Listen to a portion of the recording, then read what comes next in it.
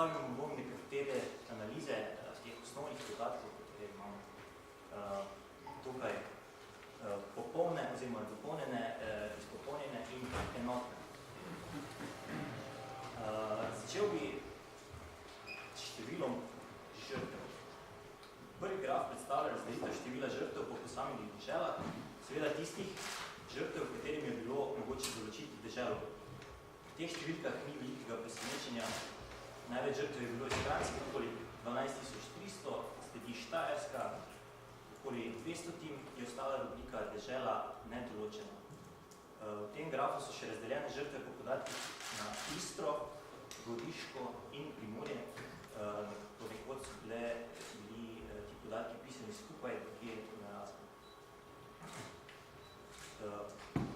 Na drugem grafu podatke iz prejšnjega o številu žrtev predstavljeno v procentih je bilo na Kranjskem skoraj 50%, 47%, padlih na Štajerskem 32%, Prekmurje in Primorje po 8%, ostalih 5% žrtev, ki se razlijo ostale krajine.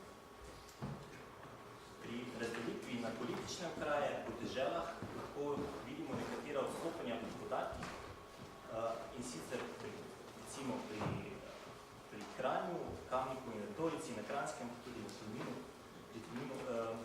Te baze imajo podrobnejše podatke, več virov in s tem je žrtev glede na celotno bazo razmeroma več. Najmanj žrtev je opisanih za Koroško, za edino dva okraja, ki segata na današnje slovensko ozemlje, to je Votkovci in Stroško. Pri letnicah rojstev padlih vojakov vidimo, da je največ mrtvih letnika 1895 in 1896. Najmlajši v bazi ima letnico rojstva 1902, to so 3 osebe. Najstarejši 1858, vendar je potrebno omeniti, da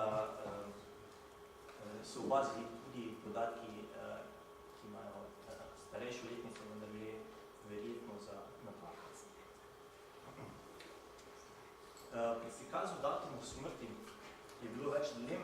Baza, ki vsebuje, kar smo prej videli, 26.000 in še nekaj žrtev, ima 18.881 oziroma 72% oseb, ki imajo znan datum smrti. Od tega jih je 1205 takšnih, ki imajo za datum smrti podatek le letnico.